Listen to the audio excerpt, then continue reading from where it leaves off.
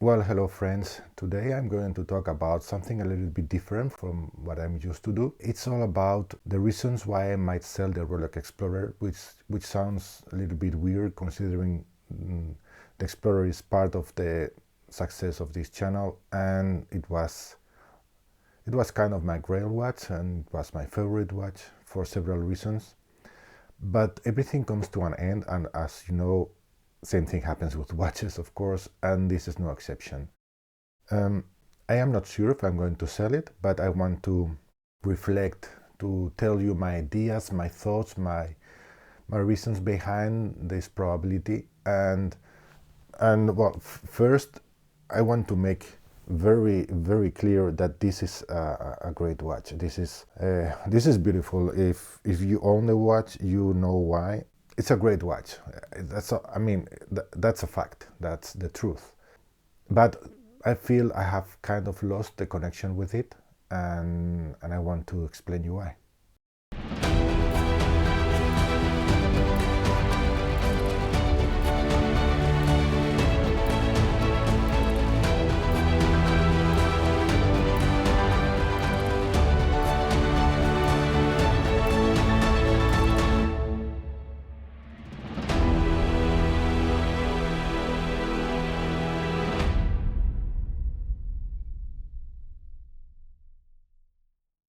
Before I tell you the story, I am wearing the new Celos Eagle 2, a very nice watch I reviewed recently.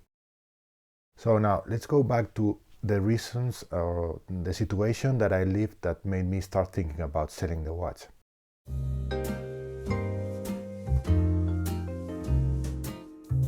Back some time ago, when I bought the watch, after a few months, it started to lose more time than I expected. It was over 2 seconds slower every day.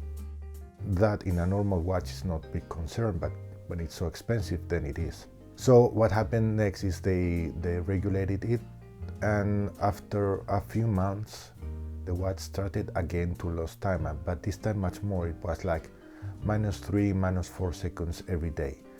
And that was a concern because that was the same thing happening twice with the same watch. I sent it to the AD and they told me that they would check it, and after a few days they told me that they had been checking the watch and they found that the balance wheel had been displaced or something like that, that I probably hit the watch, and to fix it I had to pay for the repair because that was not under warranty, and it was a lot of money. It was near 800 euros, which is a lot of money.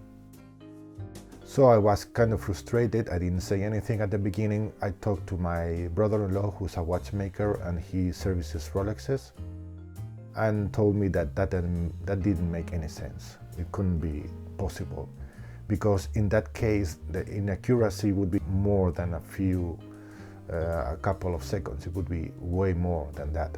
So he advised me to contact Rolex Spain to tell them about the situation, and I did so.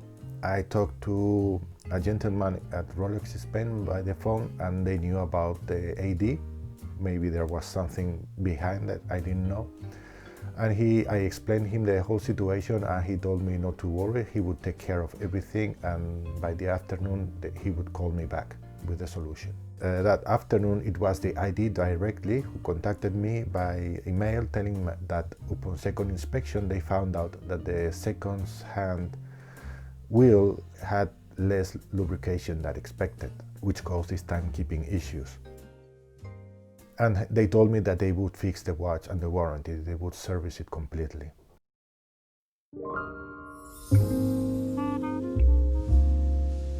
But that made me think about the whole situation, and the very, I know it's evident, but expensive watches have expensive maintenance. It's very expensive to keep them, even if they are so solid or well built like a Rolex. I started to think, if I really had hit the watch and I had to pay for the repair, that would be as much money as what a new watch, basically a reasonable quality watch, cost about 800 euros or 900, 700, 500. I thought, if I have to service this watch, back when they told me the first time that I had to pay for it, then I thought, if I have to pay for this, I will have to sell the watch. Then I started to think about this whole situation.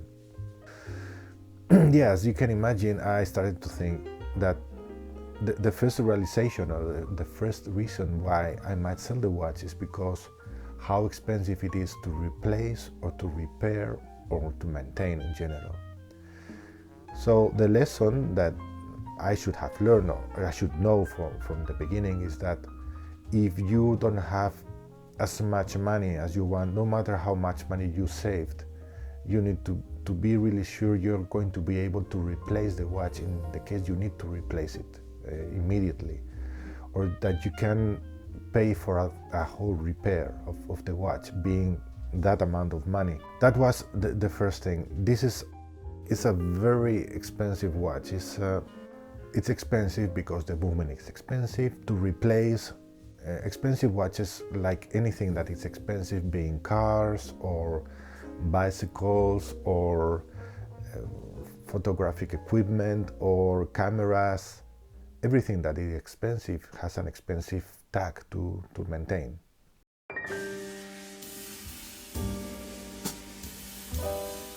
That's the main reason. And the second is linked to this, because something has changed in my life. As you know, I used to go to the mountains a lot, and now I'm going back to the mountain again.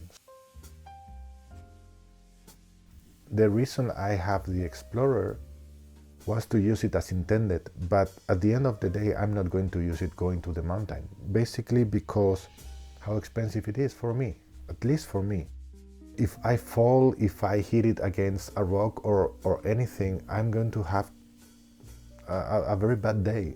So the watch that I take with me is not the Explorer, it's the Trust Casametier, because it's more affordable on many of the reasons I will tell in a comparison video that I will make between the two. But the truth is that if you want to really use this watch, this Explorer, for everything that you intend or that you think that you should do, it's expensive. It's something that maybe you cannot afford. I mean, I can't. If you have a lot of money, you have more resources than I do, yeah, of course, it's great. It's going to last many lifetimes. It's something different.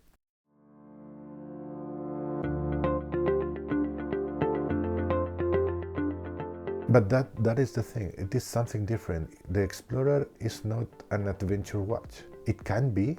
You can use it as such because it's strong enough, you can take it into the water, you can do anything with it. But it's more a homage, a true homage to the exploring or adventurous watches of the past. It's not a watch intended to be used in adventures. And there are other reasons I will talk about in the comparison. But that's the fact. It is a watch to commemorate the exploration days, and what you are going to explore is 21st century city, safe traveling and conversations and formal and even elegant meetings, but it's not intended to be used in the forest, in the jungle, in the mountains, in glaciers. You can use it like such, of course you can, but that's not the purpose of this watch. It's not at all. There are other watches that you will use in that situation. This is a little bit like a new Range Rover. You know, the new Range Rover is a great all-wheel drive car that you can take into many different places, dangerous places, but you're not going to do it because it costs 200,000 euros. It's a very expensive car. It's a luxury car. It's beautiful, it's capable, you can do many off-road things with the car, but you are not going to. You are going to keep the car as far away of the mud as possible. Instead, you will take a Toyota, a Land Cruiser, a Jeep, because although expensive, they are thought to be in that way. So the Explorer is a little bit like a Range Rover of the exploring watches. It's not intended to be used like that. You can use it, you're not gonna to. So those are the two main things that I was considering. Expensive to maintain. I was able to afford buying it, but maybe I'm not able to afford to maintain it. Although I have a brother-in-law who services Rolexes, so that's that maybe it's the way I can keep it. But if I'm not using it when I go to the mountain, if I don't use it when traveling in my daily life because I fear hitting it or damaging it, then I think it's maybe better for the watch to find a new home. I don't know what I will do. I have to think about it. So if you want to leave your comment, if you have had similar experiences with watches that you really love, I would love to hear what you did. Did you get seller's remorse? Because also it's a watch that if I get seller's remorse, it's very hard for me to get it back again. So I don't know what I will do. I will make a comparison video between the Explorer and the Summiteer, and I think it's going to be controversial, but I think it would be a good way to explain a little bit more about these reasons. So thank you very much for watching, and see you soon in another video. Bye bye.